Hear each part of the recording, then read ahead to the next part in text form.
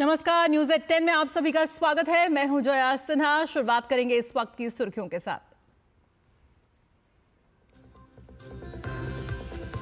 गांदरबल आतंकी हमले में मृतकों की संख्या बढ़कर 7 हुई, 5 लोग घायल। एनआईए करेगी मामले की जांच, सुरक्षा बल का तलाशी अभियान जारी।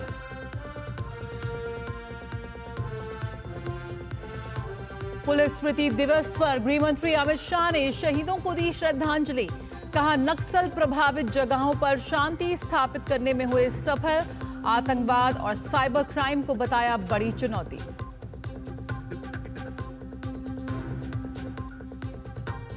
संगठन चुनाव की तैयारियों पर भाजपा की आज बड़ी बैठक। जेपी नड्डा की अध्यक्षता में प्रदेश अध्यक्षों समेत संगठन महामंत्री और पदाधिकारी होंगे शामिल।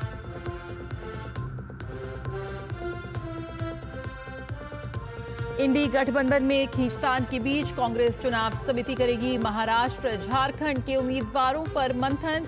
झारखंड में आजसू ने जारी की पहली सूची।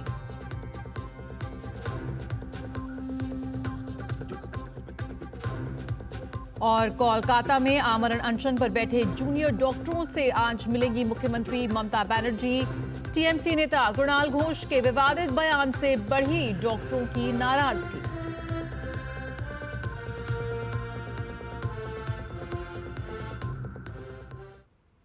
सबसे पहले खबर जम्मू कश्मीर से। जम्मू कश्मीर के गांदरबल जिले के गगनगीर में हुए आतंकी हमले में 7 लोगों की मौत हो गई है। हमले में 5 लोग घायल भी हुए हैं। घायलों का अस्पताल में इलाज चल रहा है। सुरक्षा बल इलाके की घेराबंदी कर तलाशी अभियान चला रहे हैं। इस आतंकी हमले की जांच एनआईए को सौंप दी गई है। गृहमंत्री अमित शाह ने कहा कि इस जघन्य कृत्य में शामिल लोगों को बख्शा नहीं जाएगा। आतंकियों ने गुंड इलाके में सुरंग निर्माण की साइट पर गोलीबारी की, जिसमें 7 मजदूरों की मौत हो गई। उपराज्यपाल मनोज सिन्हा और मुख्यमंत्री उमर अब्दुल्ला ने इसे नृशंस और कायराना बताया है।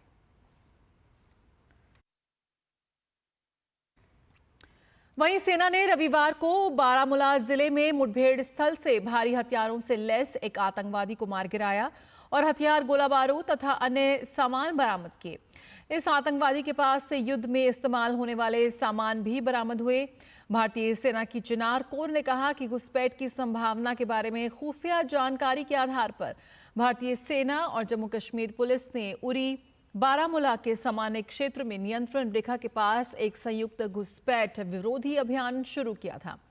संयुक्त टीम ने एक भारी हथियारों से लैस आतंकवादी को मार गिराया। साथ ही घटनास्थल से एक एके राइफल, मैगजीन, पिस्तौल सहित अन्य विध्वंसक सामान भी बरामद किए।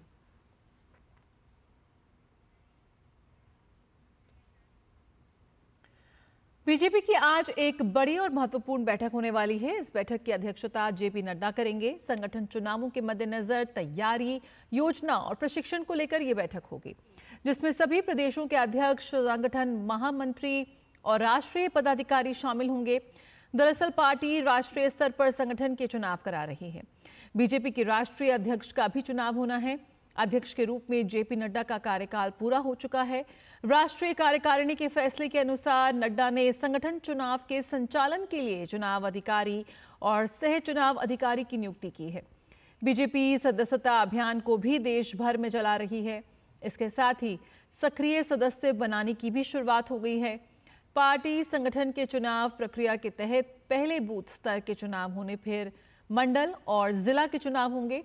उसके बाद राज्य परिषद और केंद्रीय परिषद के सदस्यों का चुनाव किया जाएगा। उम्मीद है कि अगले 2 महीने में बीजेपी नए राष्ट्रीय अध्यक्ष चुनाव की प्रक्रिया को पूरा कर लेगी। मौजूदा अध्यक्ष जेपी नड्डा का कार्यकाल हो चुका है खत्म।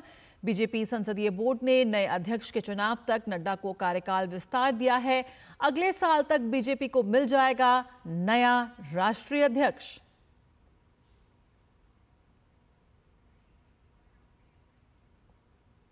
महाराष्ट्र और झारखंड विधानसभा चुनाव के लिए कांग्रेस केंद्रीय चुनाव समिति की आज दिल्ली में बैठक होगी। इस बैठक में दोनों राज्यों में उम्मीदवारों के नाम पर मंथन होगा। दोनों ही राज्यों में कांग्रेस की ओर से अभी तक एक भी उम्मीदवार का ऐलान नहीं किया गया है।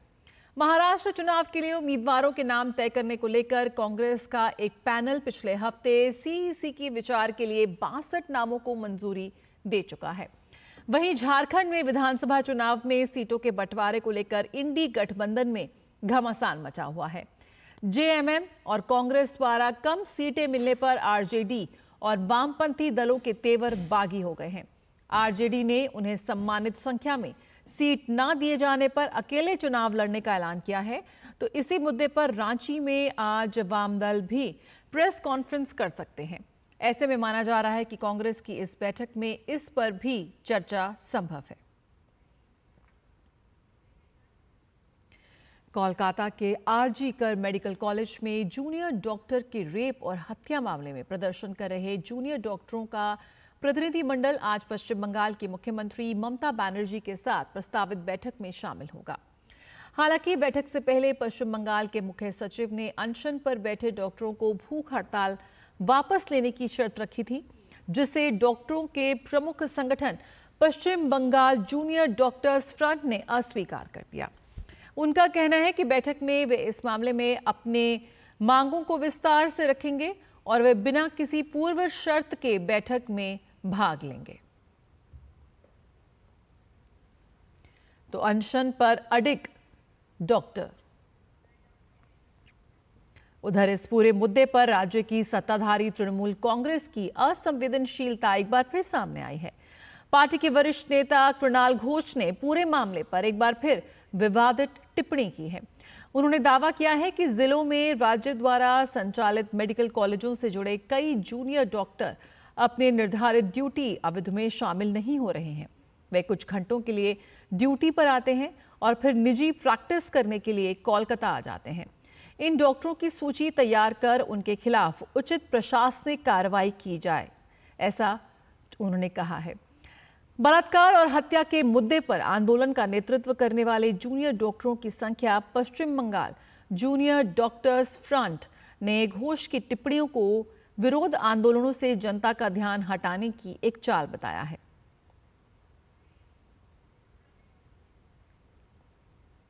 एक तरफ दिल्ली की हवा जहरीली हो गई है, तो वहीं दूसरी ओर यमुना का पानी और भी प्रदूषित हो गया है। देश की राजधानी प्रदूषण की चपेट में है। दिल्ली के पंजाबी बाग, आरके पुरम, नेहरू नगर, आनंद विहार और पटपड़गंज समेत कई जगहों में AQI 300 के पार तक पहुंच गया है। इसके साथ ही यमुना के पानी में बढ़ते झाग से लोगों में स्वास्थ्य संबंधी खतरा पैदा होने लगा है। और आइए सीधे रुख करते हैं, प्रधानमंत्री नरेंद्र मोदी NDTV के एक कार्यक्रम में शिरकत कर रहे हैं।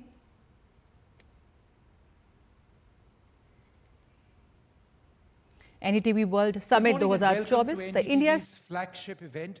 We are delighted to have the Prime Minister of India with us. Modi ji, thank you, sir, very much for being with us. The NDTV World Summit is called the India Century. Today we delve into an exemplary showcase of diplomacy and strategic foresight that have come to define the India story on the world stage. Indeed, and as the world's largest democracy, India has proven its mettle on the international stage with astute foreign policy maneuvers that define the core vision, India first. In recent developments, India has navigated complex geopolitical waters with the finesse of seasoned chess grandmasters. From strengthening ties with key economic powers in the ASEAN region to engaging in constructive dialogue with Western nations, India's approach has been one of balance and of mutual respect. The country's neighborhood first policy continues to foster peace and cooperation, turning potential conflict into opportunities for regional development. Moreover, India's leadership in the G20 has pushed for sustainable development goals, emphasizing climate change and digital inclusivity, reflecting a foreign policy that is not just about immediate gains, but long-term global stability. Our vaccine diplomacy during the global health crisis has saved countless lives, showcasing a blend of soft power and humanitarian concern. Today and tomorrow, we celebrate India's foreign policy, which has not only elevated our global stature, but also serves as a blueprint for how nations can engage with the world in the 21st century. May I now take this opportunity to invite NDTV's Editor-in-Chief, Sanjay Pugalia, to the stage. Sanjay ji. the immediate of the stage.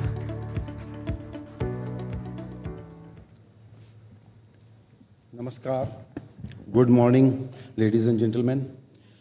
I want to welcome Honorable Prime Minister Shri Narendra Modi ji and Prime Minister of Bhutan, His Excellency Dasho Tshering Tobgay, former Prime Minister of the United Kingdom, Lord David Cameron, and distinguished guests.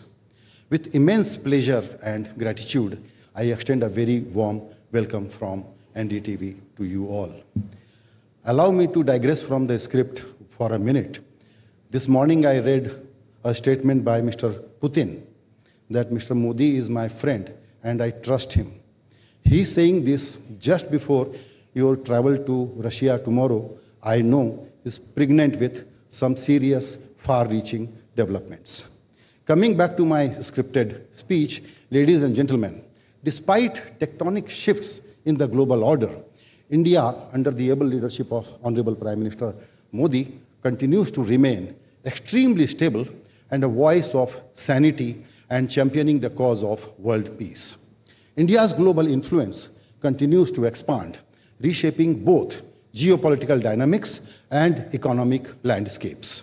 At a time when the world is facing two major conflicts in Europe and West Asia, India has emerged as a responsible and fiercely independent global power committed to world peace. Under Prime Minister Modi, India is filling a vacuum and offering leadership. The emergence of the global South is also a testimony to these changing times. It is within this context that NDTV proudly presents its flagship event, NDTV World Summit 2024, the India Century. This summit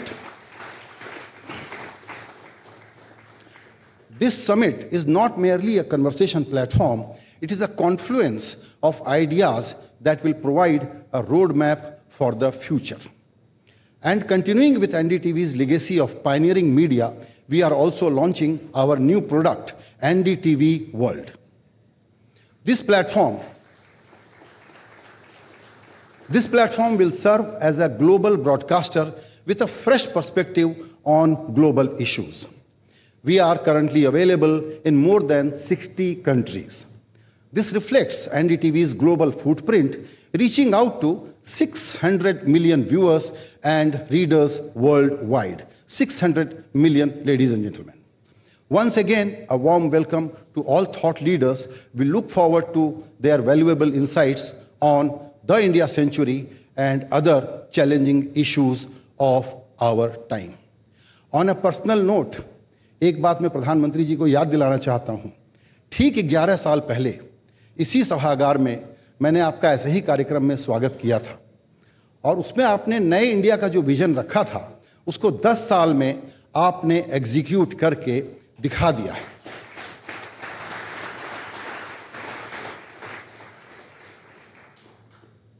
यही वजह है कि तीसरे term में आप देखेंगे कि प्रधानमंत्री अब तक 8 यात्राएं विदेश की कर चुके हैं और कल 9वीं यात्रा पर वो जाने वाले हैं।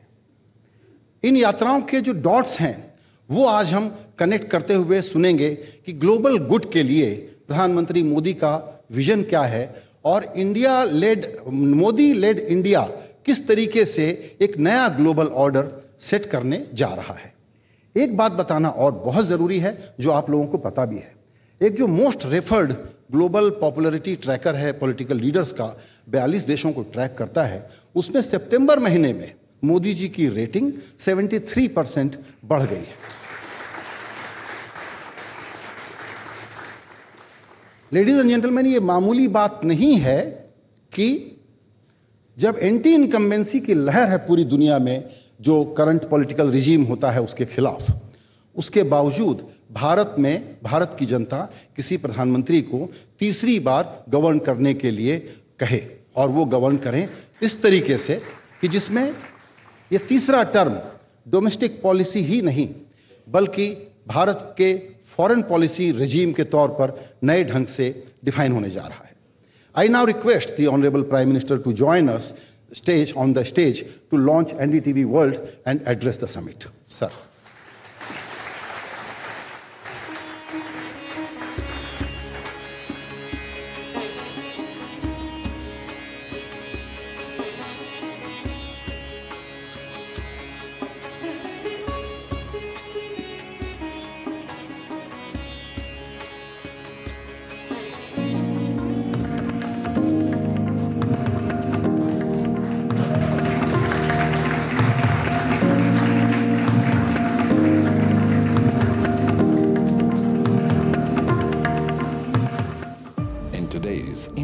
connected world, India's voice is more crucial than ever.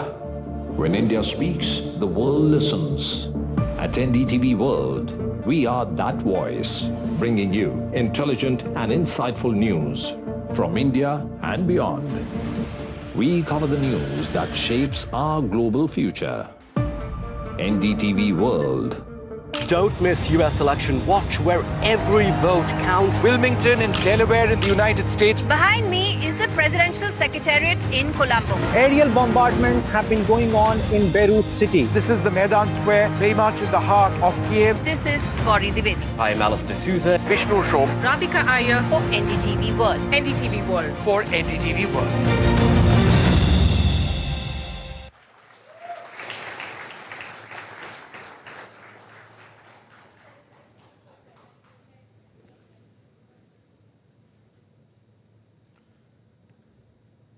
NDTV world summit में उपस्थित सभी महानुभावों का मैं अभिनंदन करता हूं।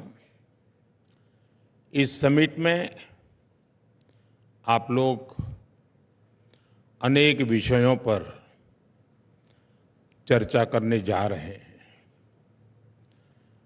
अलग अलग सेक्टर से जुड़े ग्लोबल लीडर्स भी अपनी बात रखेंगे।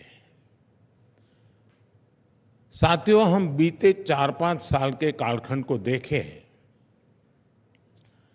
तो ज्यादातर चर्चाओं में एक बात कॉमन रही है और वो बात है चिंता, भविष्य को लेकर चिंता। कोरोना के समय चिंता रही कि ग्लोबल पैंडेमिक से कैसे निपटें। कोविड बढ़ा तो दुनिया भर की इकोनॉमी को लेकर चिंता होने लगी।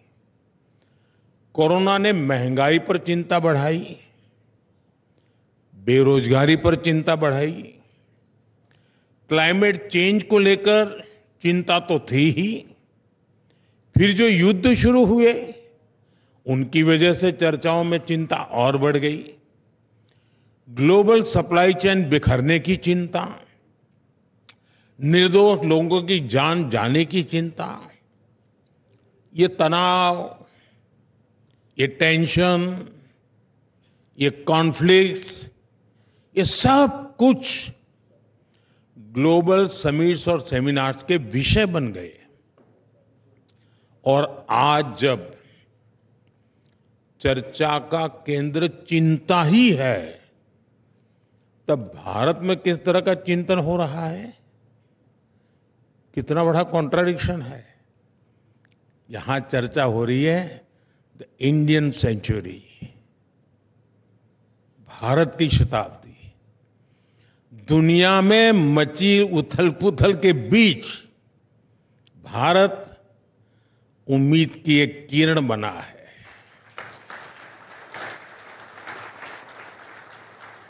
जब दुनिया चिंता में डूबी है, तब भारत आशा का संचार कर रहा है। और ऐसा नहीं कि ग्लोबल सिचुएशन से हमें फर्क नहीं पड़ता, हमें फर्क पड़ता है। चुनौतियां भारत के सामने भी है, लेकिन एक सेंस ऑफ पॉजिटिविटी यहां है जिसको हम सभी फील कर रहे हैं। और इसलिए द इंडियन सेंचुरी की बात हो रही है।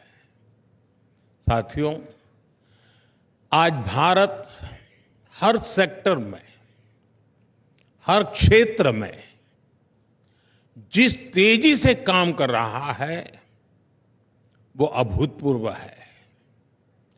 भारत की स्पीड, भारत की स्केल अनप्रेसिडेंटेड है। अभी हमारी सरकार के 3rd टर्म के करीब 125 डेज पूरे हुए हैं। मैं आपके साथ 125 डेज का अनुभव शेयर करूंगा। 125 डेज में गरीबों के लिए 3 करोड़ नए पक्के घरों को मंजूरी मिली है। 125 डेज में हमने 9 लाख करोड़ रुपए के इंफ्रास्ट्रक्चर प्रोजेक्ट पर काम शुरू किया है। 125 डेज में हमने 15 नई वंदे भारत ट्रेनें चलाई हैं। 8 नए एयरपोर्ट पे के काम शुभारंभ हुए हैं। इन्हीं 125 डेज में हमने युवाओं के लिए 2 लाख करोड़ रुपए का पैकेज दिया है। हमने किसानों के बैंक खातों में 21,000 करोड़ रुपए सीधे ट्रांसफर किए हैं। हमने 70 साल से अधिक के बुजुर्गों के लिए 5 लाख रुपए तक के मुफ्त इलाज की व्यवस्था की है। आप भारत में हो रहे काम का दायरा देखिए। 125 डेज में 5 लाख घरों में रूफटॉप सोलर प्लांट लगाए गए हैं। एक पेड़ मां के नाम अभियान के तहत 90 करोड़ से अधिक पेड़ लगाए गए हैं। इतना ही नहीं, 125 डेज में हमने 12 नए इंडस्ट्रियल नोड्स को मंजूरी दी है।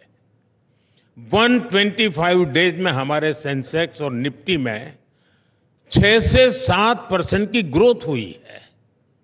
हमारा फॉरेक्स $650 बिलियन से बढ़कर $700 बिलियन के पार कर चुका है। भारत की उपलब्धियों की लिस्ट बहुत लंबी है और मैं सिर्फ 125 डेज की ही बात कर रहा हूं। आपको ये बात भी नोट करनी होगी कि इन 125 डेज में दुनिया भारत में किन विषयों पर चर्चा करने आई। 125 डेज में भारत में कौन से ग्लोबल इवेंट्स हुए। भारत में टेलीकॉम और डिजिटल फ्यूचर पर चर्चा करने के लिए इंटरनेशनल असेंबली हुई। भारत में ग्लोबल फिनटेक फेस्टिवल हुआ। भारत में ग्लोबल सेमीकंडक्टर इकोसिस्टम पर चर्चा हुई। रिन्यूएबल एनर्जी और सिविल एविएशन के फ्यूचर की इंटरनेशनल कॉन्फ्रेंस भारत में हुई। फ्रेंड्स, ये सिर्फ इवेंट्स की लिस्ट नहीं है, ये भारत के साथ जुड़ी होप की भी लिस्ट है। इससे भारत की दिशा और दुनिया की आशा, ये दोनों समझ आती है।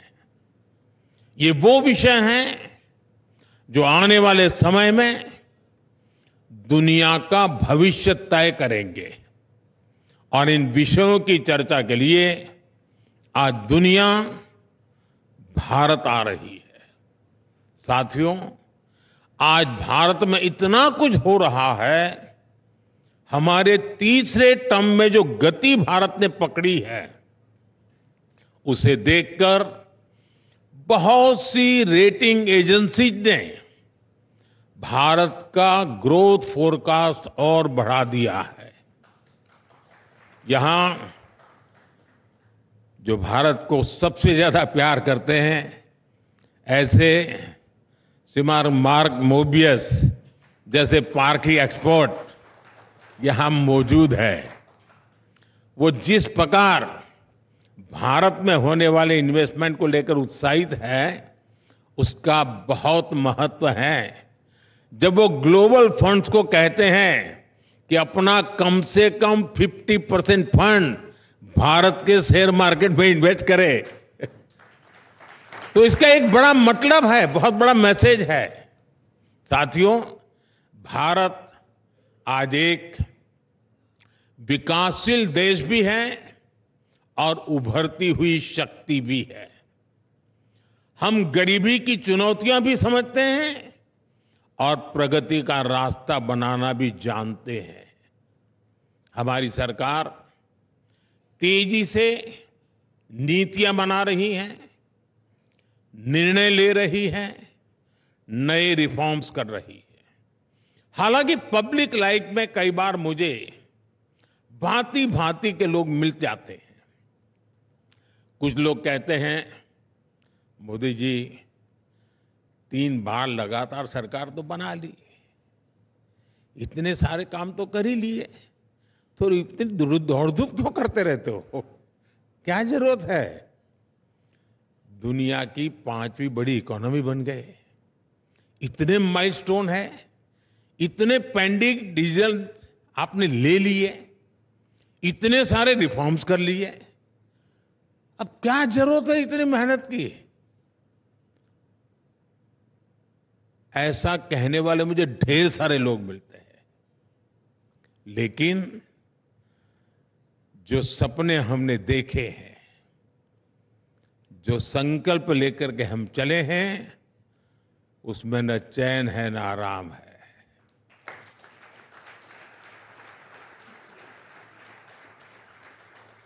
पिछले 10 साल में 25 करोड़ लोग गरीबी से बाहर निकले हैं। क्या इतना ही काफी है? नहीं है क्या? पिछले 10 सालों में करीब 12 करोड़ शौचालय बने हैं, 16 करोड़ लोगों को गैस कनेक्शन मिले हैं। क्या इतना ही काफी नहीं है? पिछले 10 साल में भारत में 350 से ज्यादा मेडिकल कॉलेज बने हैं, 15 से ज्यादा एम्स बने हैं। क्या इतना ही काफी नहीं है? पिछले 10 साल में भारत में 1.5 लाख से ज्यादा नए स्टार्टअप बने हैं। 8 करोड़ युवाओं ने मुद्रा लोन लेकर पहली बार अपना कुछ काम शुरू किया है। और सवाल तब हो गया, क्या इतना कम नहीं है? मेरा जवाब है नहीं, इतना पूरा नहीं है। आज भारत दुनिया के सबसे युवा देशों में से एक है। इस युवा देश का पोटेंशियल हमें आसमान की ऊंचाई पर पहुंचा सकता है, और इसके लिए हमें अभी बहुत कुछ करना है, बहुत तेजी से करना है। साथियों, आज भारत की सोच और अप्रोच में जो बदलाव आया है, उसे आप भी जरूर नोटिस कर रहे होंगे। आमतौर पर परंपरा रही है और स्वाभाविक भी है, उसको गलत मैं नहीं मानता हूं। हर सरकार पिछली सरकारों के काम से तुलना करती है, और वो एक मानदंड होता है कि भाई पहले क्या था, अब क्या हुआ, पहले कितना था, अब कितना हुआ, और इससे संतोष भी मान लेती है कि चलो पिछली सरकार से हमने बेहतर किया। ज्यादा से ज्यादा पिछले 10-15 साल से तुलना करनी होती है कि तब और अब में क्या अंतर आया, इसको ही अपनी उपलब्धि मान लेती है। हम भी कभी इस रास्ते पर चलते थे, बहुत स्वाभाविक था, लेकिन अब हमें वो रास्ता भी रास नहीं आ रहा है। अब हम बीते हुए कल और आज की तुलना करके आराम फरमाने वाले लोग नहीं है।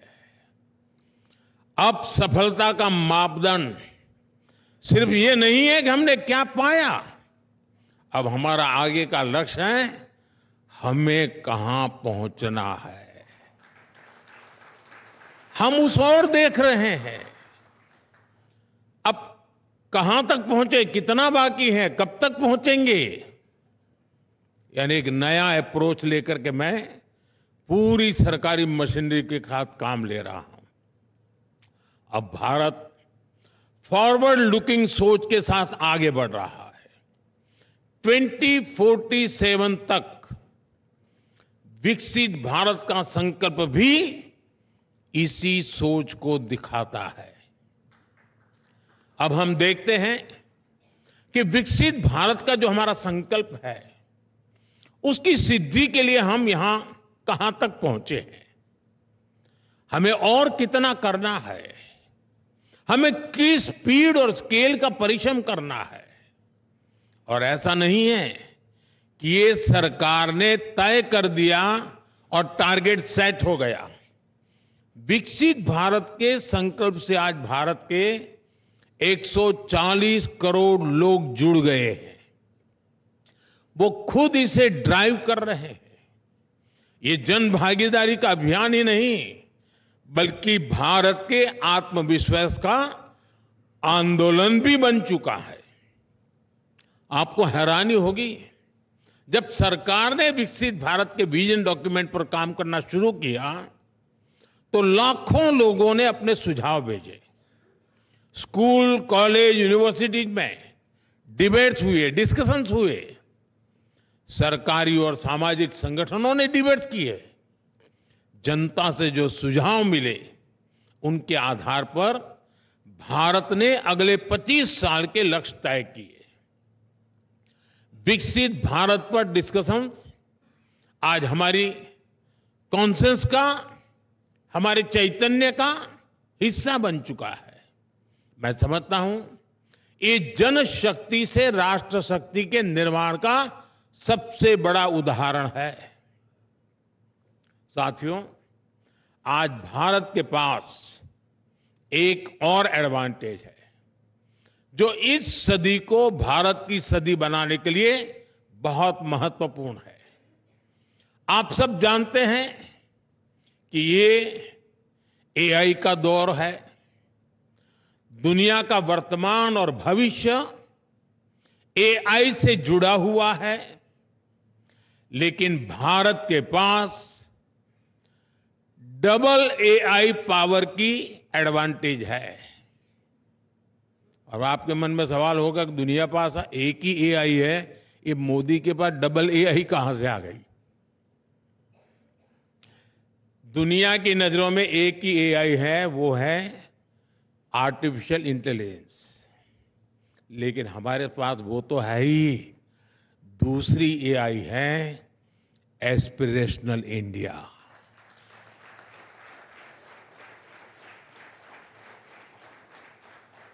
जब एस्पिरेशनल इंडिया और आर्टिफिशियल इंटेलिजेंस की ताकत मिलती है, तब विकास की गति भी तेज होनी स्वाभाविक है। साथियों, हमारे लिए एआई सिर्फ एक टेक्नोलॉजी नहीं है, बल्कि भारत के युवाओं के लिए अवसरों का एक नया द्वार है। इसी साल भारत ने इंडिया एआई मिशन शुरू किया है। हेल्थ केयर हो, एजुकेशन हो, स्टार्टअप्स हो, भारत हर सेक्टर में एआई का उपयोग बढ़ा रहा है। हम दुनिया को भी बेहतर एआई सॉल्यूशंस देने में जुटे हैं। क्वाड के स्तर पर भी भारत ने कई सारे इनिशिएटिव लिए हैं। भारत दूसरे एआई यानी एस्पिरेशनल इंडिया को लेकर भी उतना ही गंभीर है। भारत का मिडिल क्लास, भारत के सामान्य जन, उनकी ईज ऑफ लिविंग, उनकी क्वालिटी ऑफ लाइफ, भारत के छोटे उद्यमी, एमएसएमईज, भारत के युवा, भारत की महिलाएं, हम सबके एस्पिरेशंस को ध्यान में रखते हुए नीतियां बना रहे हैं, निर्णय ले रहे हैं। साथियों, एस्पिरेशनल इंडिया का एक उदाहरण भारत में कनेक्टिविटी को लेकर हो रहा शानदार काम है। हमने फास्ट फिजिकल कनेक्टिविटी और इंक्लूसिव कनेक्टिविटी पर बहुत फोकस किया है। ये डेवलपमेंट की एस्पिरेशन रखने वाले समाज के लिए बहुत जरूरी होता है।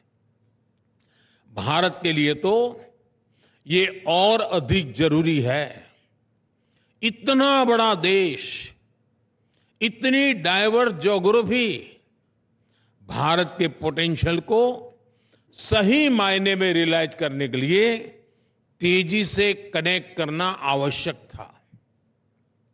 इसलिए हमने एयर ट्रैवल पर भी विशेष फोकस किया।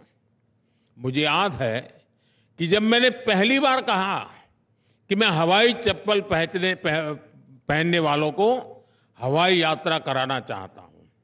तो एक स्वाभाविक सा रिएक्शन था कि ये भारत में कैसे संभव है। लेकिन हम आगे बढ़े और उड़ान योजना शुरू हुई। आज उड़ान को 8 साल पूरे हो चुके हैं। उड़ान के तहत हमने 2 पिलर्स पर काम किया। एक टियर 2, टियर 3 शहरों में एयरपोर्ट्स का नया नेटवर्क बनाया और दूसरा एयर ट्रैवल को अफोर्डेबल बनाया, सबकी पहुंच में लाई। उड़ान योजना के तहत करीब 3 लाख फ्लाइट्स उड़ान भर चुकी हैं। इनमें 1.5 करोड़ आम नागरिक सफर कर चुके हैं। आज 600 से अधिक रूट्स उड़ान के तहत और इनमें से ज्यादातर छोटे शहरों को कनेक्ट करते हैं। 2014 में देश में 70 के आसपास एयरपोर्ट थे। आज देश में एयरपोर्ट की संख्या 150 को पार कर गई है। उड़ान योजना ने दिखाया है कि कैसे समाज की एस्पिरेशन विकास को गति देती है। साथियों, मैं आपको युवाओं से जुड़े कुछ उदाहरण देता हूं। हम भारत के युवाओं को एक ऐसी फोर्स बनाने में जुटे हैं जो पूरी दुनिया की ग्रोथ को ड्राइव कर सके। और इसलिए education, skill development, research, employment पर हमारा बहुत ज्यादा जोर है। पिछले 10 साल में इन क्षेत्रों में जो काम हमने किए हैं उसके नतीजे मिलने लगे हैं। अभी कुछ दिन पहले ही टाइम्स हायर एजुकेशन रैंकिंग आई है। भारत दुनिया का वो देश है जहां रिसर्च क्वालिटी के मामले में सबसे अधिक सुधार हुआ है। बीते 8-9 सालों में भारत की यूनिवर्सिटीज का पार्टिसिपेशन 30 से बढ़कर 100 से अधिक हो चुका है। क्यूएस वर्ल्ड यूनिवर्सिटी रैंकिंग में भी भारत की प्रेजेंस 10 साल में 300% से अधिक बढ़ी है। आज पेटेंट्स और ट्रेडमार्क्स की संख्या ऑल टाइम हाई पहुंच रही है। आज भारत दुनिया के लिए R&D का एक बड़ा हब बनते जा रहा है। दुनिया की करीब 2,500 कंपनियों के रिसर्च सेंटर भारत में है। भारत में स्टार्टअप इकोसिस्टम भी उसका भी अभूतपूर्व विस्तार हो रहा है। साथियों, भारत में हो रहे हैं ये चौतरफा परिवर्तन दुनिया के लिए भी विश्वास का आधार बन रहे हैं। आज बहुत सारे विषयों में भारत ग्लोबल फ्यूचर को दिशा देने में लीड ले रहा है। दुनिया को लगता है कि भारत संकट के समय का साथी है। आप कोविड का वो दौर याद कीजिए। जरूरी दवाओं की, जरूरी वैक्सीन की हमारी जो कैपेसिटी थी, उससे हम भी करोड़ों डॉलर कमा सकते थे। उससे भारत का फायदा होता, लेकिन मानवता हार जाती। ये हमारे संस्कार नहीं है।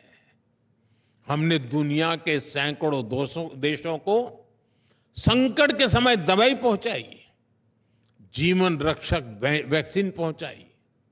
मुझे संतोष है कि कठिन समय में भारत दुनिया के काम आ पाया।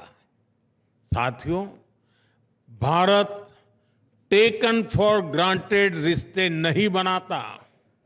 हमारे रिश्तों की बुनियाद विश्वास और विश्वसनीयता के आधार पर है। और ये बात दुनिया भी समझ रही है। भारत एक ऐसा देश है जिसकी प्रगति से दुनिया में आनंद का भाव आता है। भारत सफल होता है, विश्व को अच्छा लगता है। अब चंद्रयान की घटना देख लीजिए। पूरे विश्व ने उसको एक उत्सव के रूप में मनाया।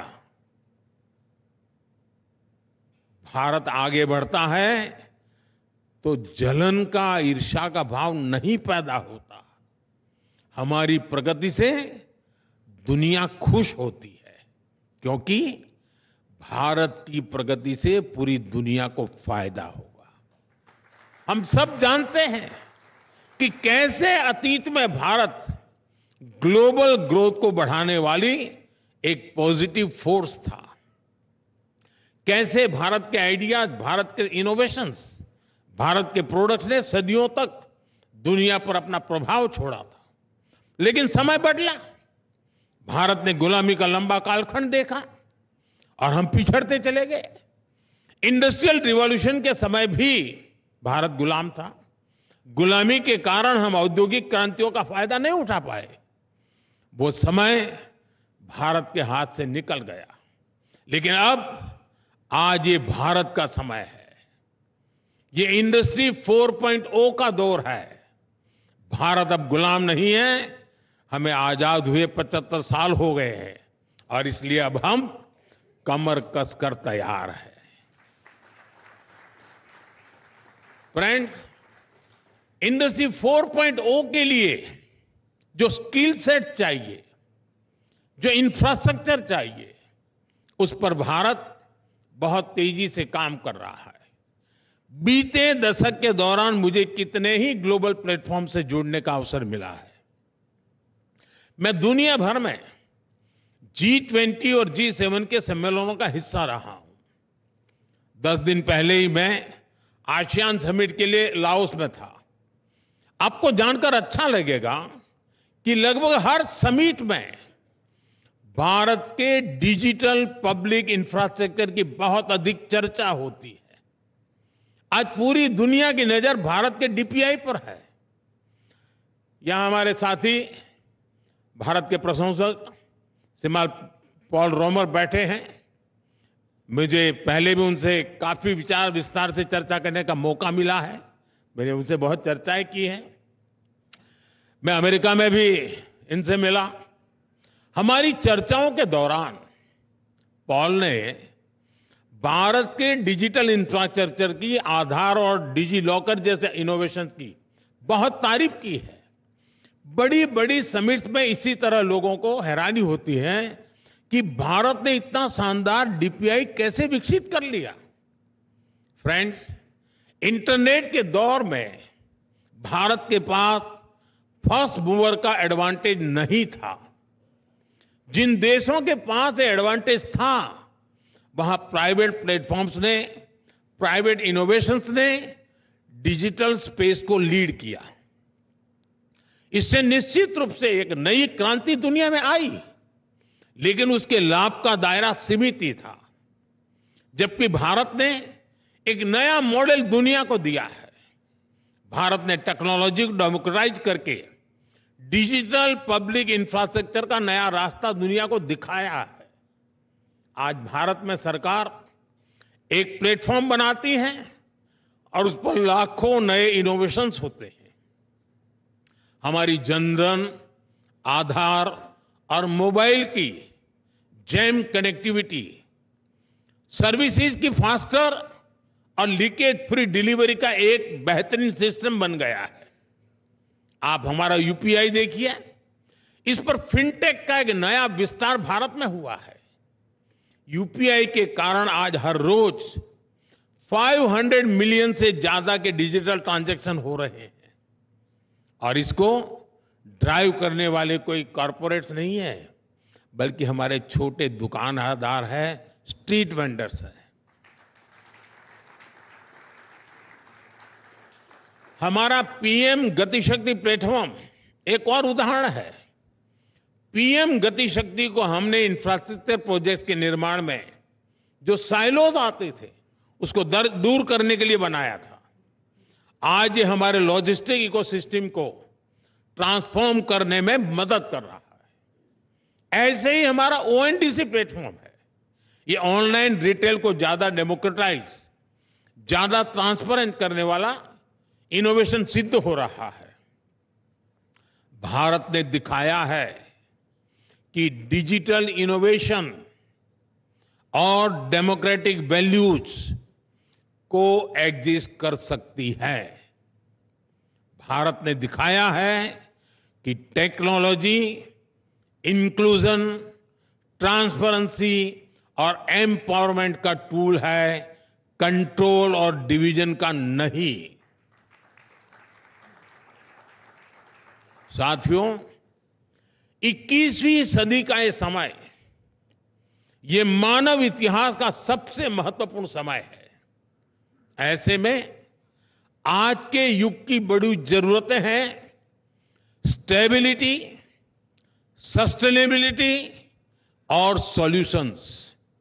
ये मानवता के बेहतर भविष्य के लिए सबसे जरूरी शर्तें हैं और भारत आज यही प्रयास कर रहा है। इसमें भारत की जनता का एक निष्ठ समर्थन है। 6 दशक में पहली बार देश के लोगों ने किसी सरकार को लगातार तीसरी बार अपना जनादेश दिया है। ये मैसेज स्टेबिलिटी का है। अभी हरियाणा में चुनाव हुए हैं। इन चुनावों में भी भारत की जनता ने स्टेबिलिटी के इस भाव को और मजबूती दी है। साथियों, क्लाइमेट चेंज का संकट आज पूरी मानवता का संकट बन गया है। इसमें भी भारत लीड लेने की कोशिश कर रहा है। ग्लोबल क्लाइमेट चेंज में हमारा कंट्रीब्यूशन न के बराबर है, फिर भी भारत में हमने ग्रीन ट्रांजिशन को अपनी ग्रोथ का फ्यूल बनाया है। आज सस्टेनेबिलिटी हमारी डेवलपमेंट प्लानिंग के कोर में है। आप हमारी पीएम सूर्यघर मुफ्त बिजली योजना को देख लें, खेतों में सोलर पंप लगाने की स्कीम को देख लें, हमारा ईवी रिवॉल्यूशन हो या इथेनॉल ब्लेंडिंग प्रोग्राम हो, बड़े बड़े विंड एनर्जी फार्म हो या एलईडी लाइट्स मूवमेंट हो, सोलर पावर्ड एयरपोर्ट्स हो या बायोगैस प्लांट्स पर फोकस हो। आप हमारा कोई भी प्रोग्राम, कोई भी स्कीम देख लीजिए, सभी में ग्रीन फ्यूचर को लेकर, ग्रीन जॉब्स को लेकर एक स्ट्रांग कमिटमेंट ही पाएंगे। साथियों, स्टेबिलिटी और सस्टेनेबिलिटी के साथ साथ भारत आज सॉल्यूशंस पर भी फोकस कर रहा है। बीते दशक में भारत ने ऐसे अनेक सॉल्यूशंस पर काम किया है जो ग्लोबल चैलेंजेस से निपटने के लिए जरूरी है। इंटरनेशनल सोलर अलायंस हो, कोalition फॉर डिजास्टर रेजिलिएंट इंफ्रास्ट्रक्चर हो, India middle east economic corridor हो, ग्लोबल बायोफ्यूल अलायंस हो, योग हो, आयुर्वेद हो, मिशन लाइफ हो, मिशन मिलेट्स हो, भारत की तरफ से लिए गए सभी इनिशिएटिव्स दुनिया की चुनौतियों के समाधान देने वाले हैं। साथियों, मुझे खुशी है कि भारत का बढ़ता सामर्थ्य दुनिया की बेहतरी को सुनिश्चित कर सक रहा है। भारत जितना आगे बढ़ेगा, दुनिया को उतना ही फायदा होगा। हमारा प्रयास होगा भारत की सेंचुरी सिर्फ भारत की नहीं, बल्कि पूरी मानवता की जीत की सेंचुरी बने।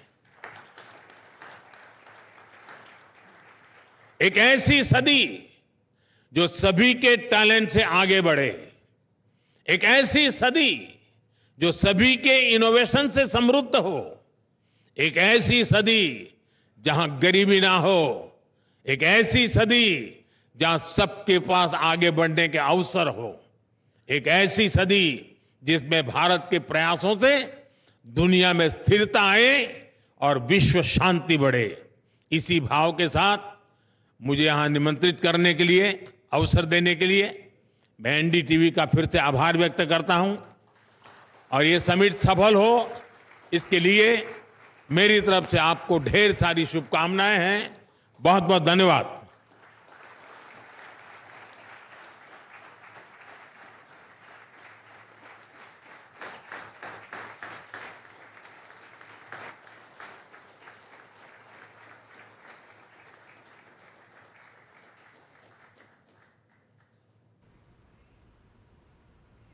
तो एनडीटीवी के एक कार्यक्रम में यहाँ पर प्रधानमंत्री संबोधित कर रहे थे और एक बार फिर प्रधानमंत्री ने ये बात साफ की कि आज भारत जो है वो एक उभरती हुई शक्ति है और जो सपने हमने देखे हैं, जो संकल्प हम लेकर चले हैं, उनमें ना चैन है ना आराम है। क्या उनके संबोधन की बड़ी बातें रही, आइए आपको दिखाते हैं। अगर हम बात करें प्रधानमंत्री के संबोधन की तो बड़ी बातें उन्होंने कहा कि दुनिया में जारी उथल पुथल के बीच भारत एक उम्मीद की किरण बनकर उभर रहा है। इस वक्त दुनिया में चिंता है, लेकिन भारत में उम्मीद लेकर वो पूरे विश्व के सामने आ रहा है। आज भारत के हर एक क्षेत्र में अभूतपूर्व प्रगति हो रही है। भारत हर क्षेत्र में तेजी से काम कर रहा है, प्रगति कर रहा है। साथ ही उन्होंने कहा कि तीसरे कार्यकाल के 125 दिन में हमने विकास के तमाम काम किए हैं। तीसरे कार्यकाल के 125 दिन पूरे होने की उपलब्धियां का उन्होंने यहाँ पर जिक्र किया। साथ ही कहा कि आज तीसरे कार्यकाल में विकास की गति देखकर एजेंसियों ने भारत की रेटिंग बढ़ाई है। पूरा विश्व आज भारत की इस ग्रोथ यात्रा को, भारत की इस विकास गाथा को देख रहा है और उस पर विश्वास जता रहा है। साथ ही जो संकल्प लेकर हम चले हैं, जिस बातों का हमने वादा किया था और जो सपने हमने देखे हैं, उसमें ना चैन है ना आराम है। हम लगातार तेजी से काम कर रहे हैं और आगे बढ़ रहे हैं। बीते दशक में करीब 1.5 लाख से अधिक स्टार्टअप शुरू हुए हैं। कई योजनाओं की शुरुआत हुई और जमीनी स्तर पर उनको पूरा होते हुए हमने देखा है। भारत की सोच और अप्रोच में आए बदलाव को आज महसूस किया जा रहा है। भारत दुनिया का सबसे युवा देश है। आज जब सब समस्याओं की बात कर रहे हैं तो भारत समाधान की बात कर रहा है। विकसित भारत के संकल्प से 140 करोड़ देशवासी जुड़े हुए हैं। यकीनन भारत की उपलब्धियों की जो फहरिस्त है, जो लिस्ट है, वो काफी लंबी है। विकसित भारत जनशक्ति से राष्ट्र शक्ति का सबसे बड़ा उदाहरण बना है, जो आज पूरा विश्व देख रहा है। भारत के पास AAI है, यानी कि भारत के पास 2 AI हैं, आर्टिफिशियल इंटेलिजेंस और एस्पिरेशनल इंडिया। एस्पिरेशनल इंडिया के साथ AI के जुड़ने से विकास की रफ्तार दोगुनी हो गई है। जन आकांक्षाओं को ध्यान में रखते हुए आज नीतियां बनाई जा रही है। भारत युवाओं का एक ऐसा फोर्स बना रहा है जो पूरी दुनिया की ग्रोथ को ड्राइव कर रहा है। देश में कनेक्टिविटी को बढ़ाना सबसे बड़ी प्राथमिकता है आज, और इसी तर्ज पर लगातार योजनाएं बनाई जा रही हैं और काम किया जा रहा है।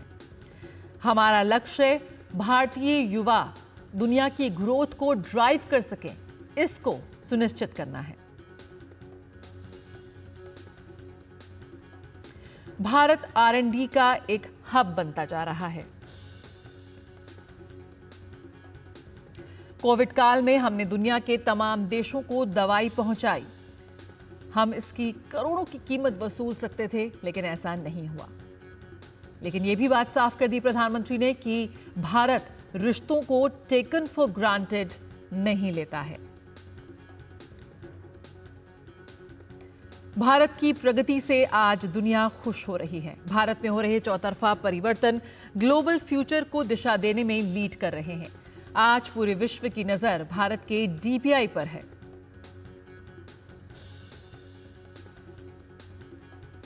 छह दशक में पहली बार जनता ने किसी सरकार को तीसरी बार जनादेश दिया है, यानी कि आज भारत स्टेबिलिटी की बात कर रहा है। भारत की जनता ने स्टेबिलिटी को चुना है और यही संदेश पूरे विश्व को दिया है। भारत का बढ़ता सामर्थ्य दुनिया की समृद्धि के लिए है।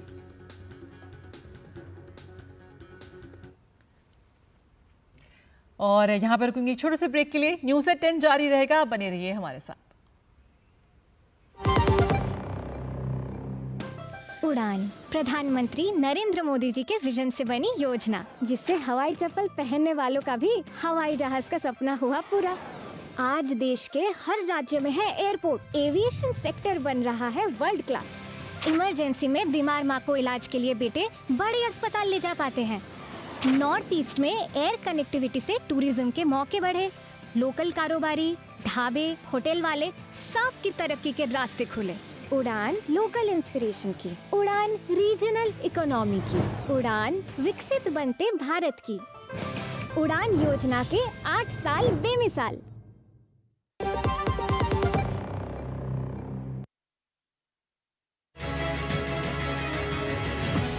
साइबर वर्ल्ड में कितने सुरक्षित हैं आप?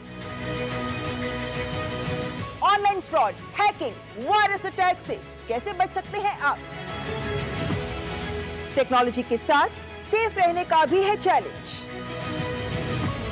आपको सावधान करने के लिए ला रहे हैं कार्यक्रम साइबर अलर्ट, हर शनिवार रात 9 बजे।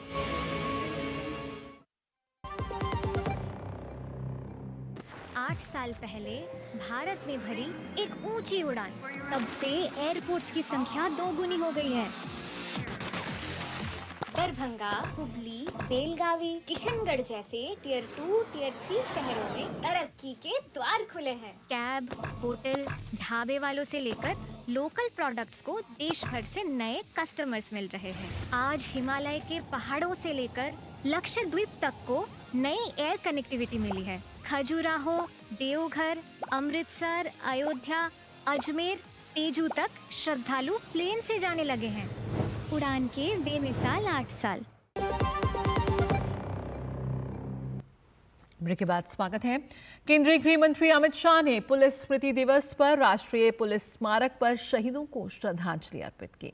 इस मौके पर उन्होंने अपने संबोधन में कहा कि हमारे जवानों के प्रयास से 1 वर्ष के अंदर कश्मीर नक्सल प्रभावित जगहों पर थोड़ी बहुत शांति स्थापित करने में सफल हुए हैं, लेकिन चुनौतियां भी खत्म नहीं हुई हैं। विगत 1 दशक के अंदर कश्मीर वामपंथी उग्रवाद और उत्तर पूर्व के ये तीनों क्षेत्र जो अशांति के लिए सालों से हमारे लिए चिंता का विषय बने थे, ये 10 साल में हमारे जवानों के कर्तव्य के चलते, हमारे जवानों के कर्तव्य परायणता के चलते आज हम उसमें करीब करीब संपूर्ण शांति प्रस्तापित करने में सफल हुए हैं। मगर आज मैं ये भी कहना चाहता हूं कि हमारी लड़ाई समाप्त नहीं। केंद्रीय गृह मंत्री अमित शाह ने कहा कि 2047 में भारत पूर्ण विकसित देश होगा। हमारे जवान इसके लिए पूरी तरह से तैयार हैं।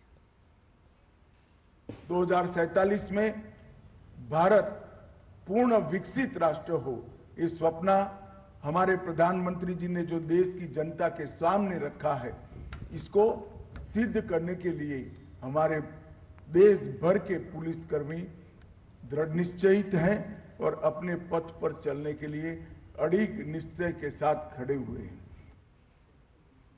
केंद्रीय गृह मंत्री अमित शाह ने अपने संबोधन में कहा कि 3 साल के बाद भारत का क्रिमिनल जस्टिस सिस्टम देश में सबसे बेहतर होगा।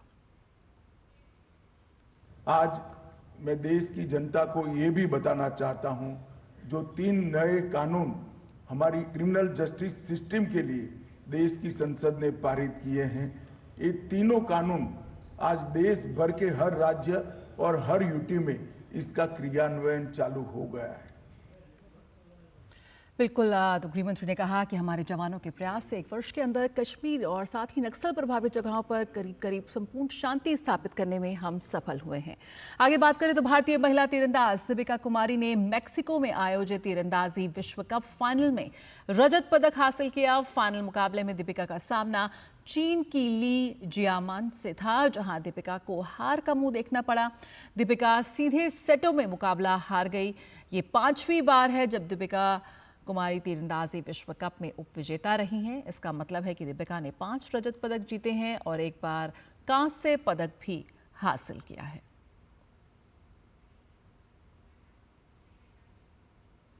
इसी के साथ न्यूज़ एट 10 में फिलहाल इतना ही। मुझे दीजिए इजाजत। नमस्कार।